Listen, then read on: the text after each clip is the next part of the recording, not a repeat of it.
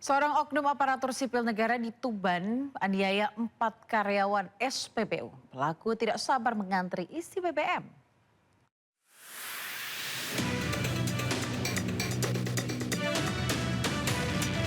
Seorang oknum ASN di Tuban menganiaya 4 karyawan SPBU. Dalam rekaman kamera pengawas, pelaku mencekik dan memukul korban secara membabi buta. Akibatnya, salah satu korban mengalami luka serius di bagian hidung. Pelaku menganiaya pegawai SPBU karena tidak sabar diminta mengantre saat pengisian BBM.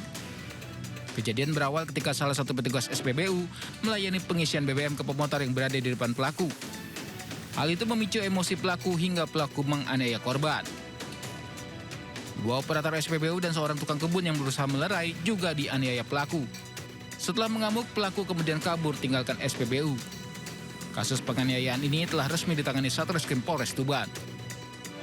Kemudian kok ada ribut-ribut, jadi saya datang lihat untuk mempertanyakan perkaranya.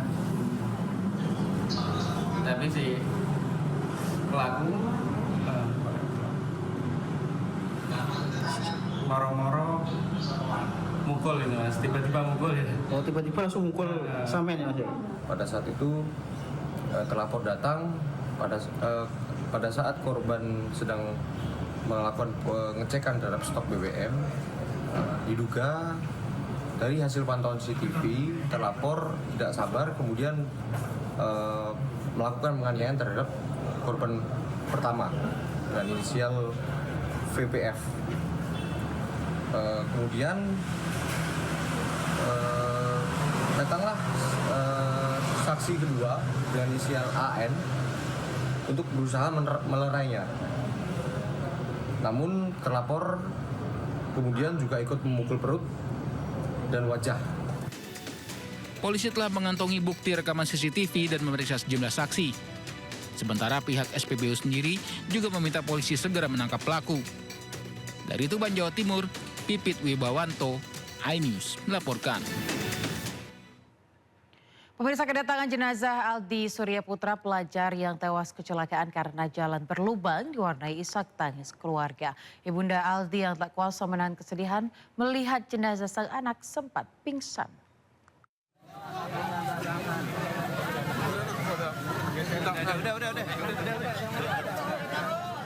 Jerit pilu keluarga terdengar saat jenazah Aldi Surya Putra, pelajar kelas 11 SMKN 34 Jakarta, tiba di rumah duka di kawasan Manggarai Utara, Tebet, Jakarta Selatan.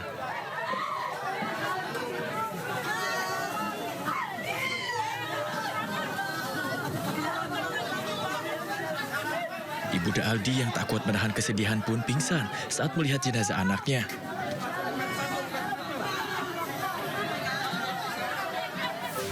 Usai disolatkan, jenazah Aldi pun langsung dibawa ke TPU Menteng Pulo Setiabudi, Jakarta Selatan untuk dimakamkan. Korban dihantarkan ke peristirahatan terakhirnya oleh keluarga dan teman-teman sekolah. Sementara polisi akan melakukan penyelidikan apakah ada faktor pidana atau tidak atas kasus kecelakaan yang melibatkan pelajar ini. Ya, ini masih dalam pendalaman. Artinya faktor kecelakaan lalu lintas itu ada faktor pengendara, ada faktor cuaca, ada faktor kendaraan tersebut, serta faktor sarana prasarana yaitu jalan. Nah, ini masih dalam pendalaman. Nanti apabila ada update dari penyelidikan dan penyidikan akan kami sampaikan pada rekan-rekan sekalian. Menurut keluarga, Aldi diketahui meninggal dunia setelah keluarga mendapatkan kabar sekolah bahwa Aldi kecelakaan dan meninggal dunia. Motor yang dikendarai korban terjatuh akibat jalan berlubang yang tak terlihat saat hujan. Dari Jakarta, Helmi Sajangbati, iNews melaporkan.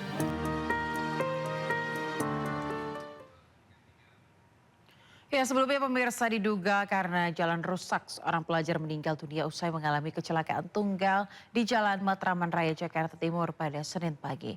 Korban mengalami kecelakaan saat akan berangkat ke sekolah.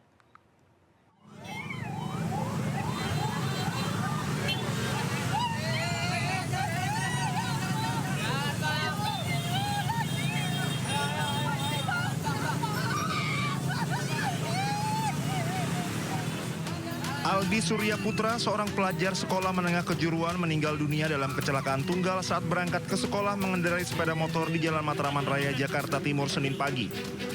Peristiwa ini terjadi saat arus lalu lintas di lokasi masih relatif lengang. Korban sudah tergeletak di jalan saat keluar dari gang menuju Jalan Matraman Raya. Sejumlah pengendara yang melintas menghentikan laju kendaraan lain untuk mencegah kecelakaan susulan. Diduga kondisi jalan yang tidak rata yakni lubang dan tambalan aspal menjadi salah satu faktor penyebab kecelakaan di lokasi tersebut. Akibat kejadian ini, arus lalu lintas di Jalan Matraman Raya sempat mengalami kepadatan saat petugas melakukan evakuasi korban dari lokasi kejadian. Dari pertama awal kejadian ini ikutin pelakabri dua, ikutin pelakabri ring-ringan. Mungkin di situ deh kencang, ingin dari lubang tuh, kena lubang, hilang keseimbangan, jatuh langsung, nusuk gini palanya. Berapa orang makan? Berapa orang? Iya ada orang sendiri. Yang putih ini hujan? Hujan. Dia kencang bawahnya. Jenazah korban kemudian dibawa ke RS Polri Kramat Jati, Jakarta. Kakak korban Aldo mengetahui peristiwa tersebut dari tetangga.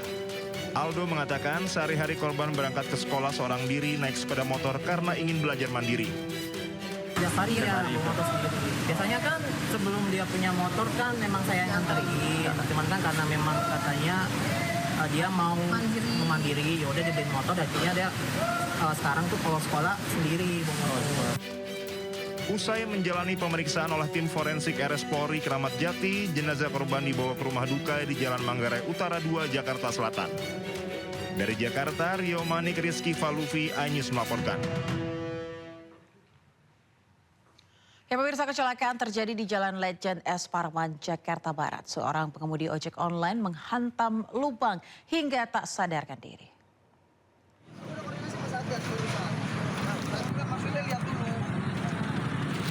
Kecelakaan terjadi di Jalan Layang Grogol, Jalan Lejen S. Parman, Grogol, Petamburan, Jakarta Barat yang melibatkan pengemudi ojek online. Akibat kecelakaan ini, korban tak sadarkan diri dan mengalami luka berat di bagian kepala. Petugas kesehatan Provinsi DKI Jakarta yang tiba di lokasi memberikan pertolongan pertama kepada korban. Menurut saksi mata, Agus, korban yang hendak mengantarkan pesanan ini menghantam lubang yang cukup besar dan terjatuh hingga tak sadarkan diri. Lubang tidak terlihat saat malam hari, terlebih saat kondisi hujan sehingga sangat membahayakan para pengendara. Saat ini korban dievakuasi ke Rumah Sakit Sumber Waras Jakarta Barat untuk mendapatkan pertolongan medis. Dari Jakarta, Miftahul Gani, iNews melaporkan.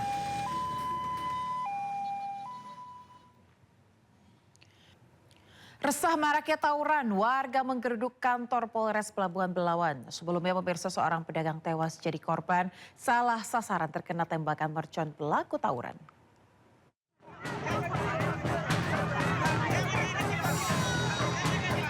Ratusan warga Kelurahan Bagandeli, Kecamatan Medan Belawan, Kota Medan, menggeruduk kantor Polres Pelabuhan Belawan. Mereka resah dengan maraknya aksi tawuran yang terjadi hampir setiap hari di kampung mereka.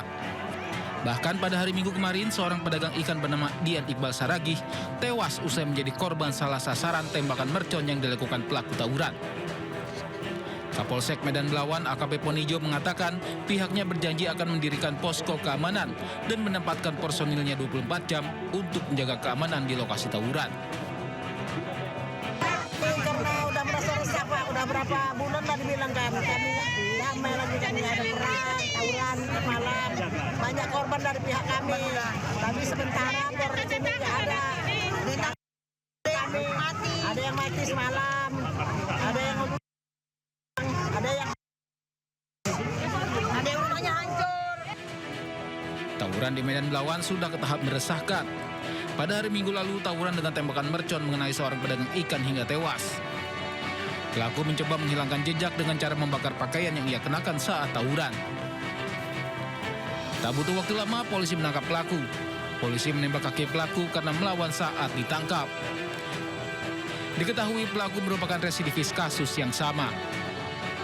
Pelaku sempat melarikan diri dan menghilangkan barang bukti dengan cara membakar baju dan celana yang digunakan, dikarenakan pelaku ini terekam CCTV pada saat melakukan perbuatannya sehingga baju dan celananya dibakar oleh pelaku. Untuk pelaku sendiri Bang, ini sudah pernah ditangkap juga atau seperti apa? Pelaku merupakan residivis tindak pidana tawuran juga, dan pada saat kami melakukan penangkapan pelaku melakukan perlawanan terhadap petugas dan membahayakan bagi masyarakat, sehingga kami melakukan tindakan tegas dan terukur terhadap pelaku. Untuk mempertanggungjawabkan perbuatannya, pelaku terancam hukuman minimal 9 tahun penjara. Polisi kini memburu pelaku tawuran lainnya. Dari Medan, Sumatera Utara, Yuda Bahar, iNews melaporkan.